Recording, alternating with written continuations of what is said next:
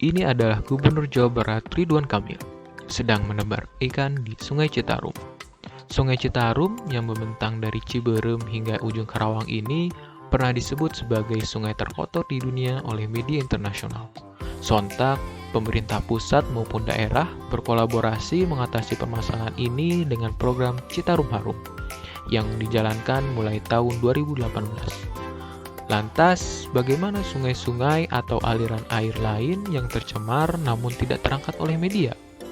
Apakah ada cara yang efektif, ramah lingkungan, dan berbiaya murah?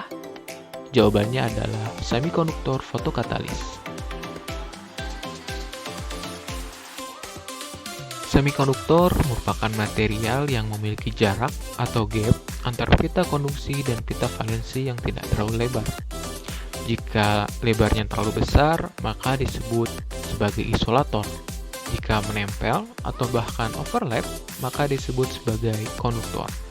Dengan lebar yang tidak terlalu besar ini, semikonduktor dapat dimodifikasi menjadi bermacam-macam aplikasi. Salah satunya adalah fotokatalis. Fotokatalis dibentuk dari dua kata, yaitu foto yang berarti adalah cahaya dan katalis yang bermakna katalis. Fotokatalis merupakan proses memanfaatkan energi cahaya, misalkan matahari, oleh katalis untuk mempercepat reaksi kimia. Energi yang dibawa cahaya atau foton akan mengenai material, menghasilkan pasangan elektron dan hole.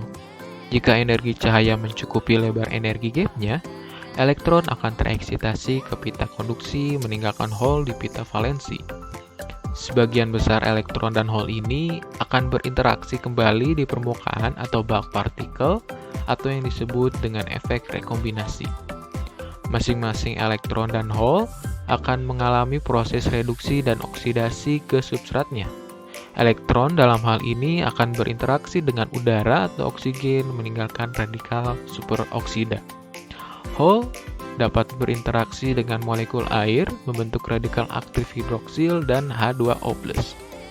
Radikal-radikal ini akan terus dapat dihasilkan selama material fotokatalis diinduksi oleh cahaya atau foton dan akan menguraikan senyawa organik menjadi molekul-molekul kecil yang tidak beracun. Terdapat dua jenis bahan yang digunakan. Pertama, metal oksida, dan yang kedua adalah non-oksida. Bahan metal oksida yang umum digunakan adalah titanium dioksida, bismut oksida, zinc oksida, tungsten oksida, dan besi oksida. Bahan non-oksida yang dapat digunakan sebagai material fotokatalis adalah kadmium sulfida, zinc sulfida, dan keluarga nitrida. Yang perlu dicermati dalam pemilihan bahan fotokatalis adalah energi yang diperlukan untuk menghasilkan pasangan elektron dan hole, di mana setiap bahan memiliki energinya masing-masing yang berkaitan dengan lebar energi gapnya. Metal oksida merupakan material yang terdiri dari metal yang berikatan dengan oksigen, atau disebut juga oksida. Sedangkan non-oksida merupakan material yang tidak berikatan dengan oksigen. Semikonduktor metal oksida merupakan material yang umum digunakan dan diteliti. Sedangkan material non-oksida memiliki sifat fisik dan kimia yang sangat baik dalam aplikasi fotokatalis, sehingga banyak ilmuwan yang menelitinya. Contohnya adalah material non-oksida kadmium sulfida, memiliki posisi pita konduksi lebih rendah dibandingkan fotokatalis metal oksida, sehingga kekuatan reduksinya jauh lebih kuat.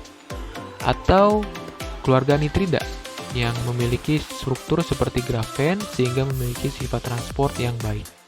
Dalam mengatasi kelemahan yang dimiliki metal oksida, umumnya digunakan modifikasi sehingga didapatkan sifat yang diinginkan.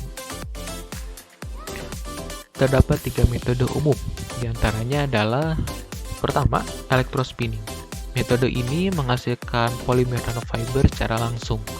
Electrospinning memiliki beberapa keunggulan, yaitu low spinning cost, proses yang dapat dikontrol, dan simple manufacturing. Yang kedua adalah solid phase method, metode di mana reaksi dari raw material dicampur dan dihaluskan dengan nilai rasio stoikiometri sebelum dikalsinasi pada temperatur yang spesifik untuk mendapatkan produk yang diinginkan. Terdapat beberapa keunggulan dari metode ini, yaitu sederhana dan low cost. Dan yang ketiga adalah gas phase method. Metode ini memanfaatkan fasa gas pada material untuk direaksikan ketika material pada fasa gas, sehingga teraglomerasi dan grow membentuk partikel nano ketika didinginkan. Pada metode ini memiliki keunggulan, yaitu nanopartikel memiliki kemurnian yang tinggi dan sifat nanopartikel yang baik dapat dihasilkan.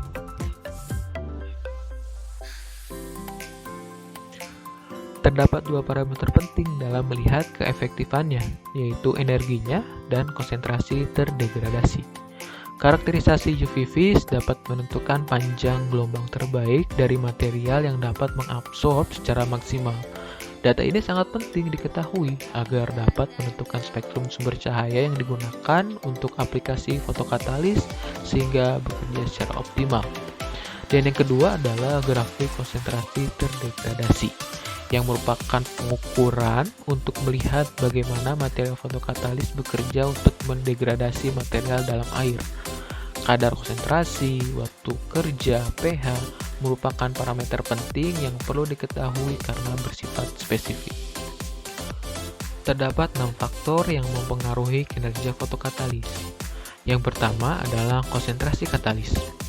Laju reaksi meningkat dengan meningkatnya konsentrasi katalis.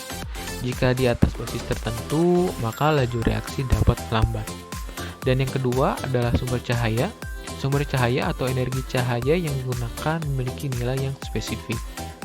Dan yang ketiga adalah nilai pH, memiliki hubungan dengan target produk degradasi. Yang keempat adalah plus oksidan, mereduksi rekombinasi dari photogenerate elektron dan hole untuk meningkatkan efisiensi fotokatalitik.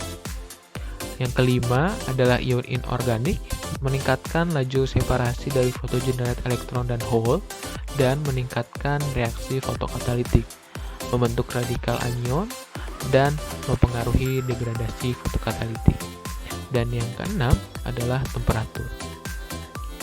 Permasalahan lingkungan memang tidak mudah dan memerlukan waktu yang lama. Dengan dukungan dari berbagai pihak dan saling berkolaborasi, permasalahan yang kompleks ini dapat diatasi. Terima kasih telah menonton, sampai jumpa di lain kesempatan.